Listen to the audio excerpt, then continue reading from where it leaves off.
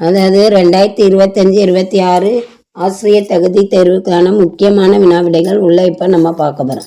முதல் கொஸ்டின் என்ன அப்படின்னு பார்த்தீங்கன்னா, தமிழர்கள் கதிரவனுக்கு நன்றி கூறி சிறப்பு செய்யும் விழா எது? அதாவது தமிழர்கள் கதிரவனுக்கு நன்றி கூறி செய்கிற சிறப்பு விழா அப்படின்னு பார்க்கும்போது தைப்பூசம், பொங்கல் விழா, தீபாவளி, ஆடிப்பெருக்கு கொடுத்துருக்காங்க.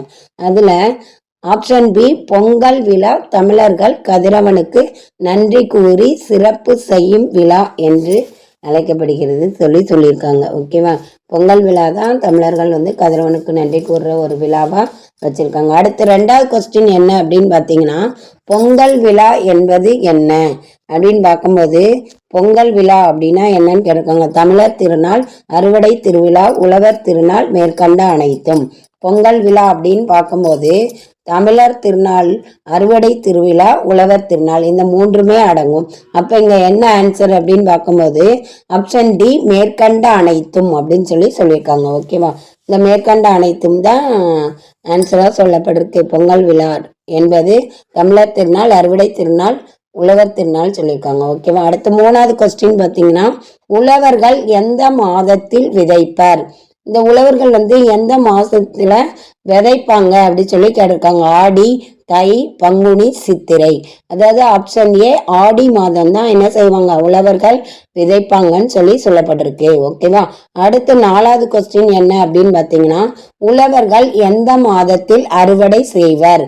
ஆடி, தை, மாசி, பங்குனி 4 மாதம் கொடுத்துருக்காங்க. அதில் எந்த மாதத்தில் உழவர்கள் அறுவடை செய்வாங்கன்னு கேட்டிருக்காங்க. அதில் எந்த மாதத்தில் அப்படின்னு பார்த்தீங்கன்னா ஆப்ஷன் பி தை மாதம் உழவர்கள் அறுவடை செய்வர் அப்படின்னு சொல்லியிருக்காங்க. ஓகேவா? ஆப்ஷன் பி தான் அப்போ 4வது கொஸ்டின்ஸ்க்கு ஆன்சர் அப்படின்னு சொல்லப்பட்டிருக்கு. அடுத்து 5வது கொஸ்டின் பார்த்தீங்கன்னா, மார்கழி மாதத்தின் இறுதி நாள் எது? அதாவது மார்கழி மாசத்தோட இறுதி நாள் என்ன அப்படின்னு கேட்டிருக்காங்க. சந்திரா கிரக சதுர்த்தி, போகி பண்டிகை, காணும் பொங்கல், தமிழர் திருநாள்.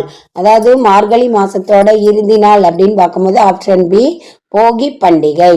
போகி பண்டிகையில தான் என்ன சொல்லுவாங்க, பழையன கழிதலும் புதியன புகுதலும் அப்படின்னு நான் ஒரு நூல்ல இருந்து சொல்லியிருப்பாங்க.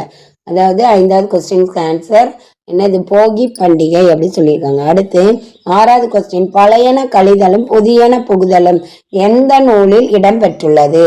அதாவது பழையன கழிதலும் புதியன புகுதலும் அப்படிங்கிற அந்த இது எதுல சொல்லப்பட்டிருக்கு, அந்த ஸ்லோகன் எதுல சொல்லியிருக்காங்க அப்படின்னு பார்த்தீங்கன்னா பட்டினப்பாலை நன்னூல் சிலப்பதிகாரம் 10.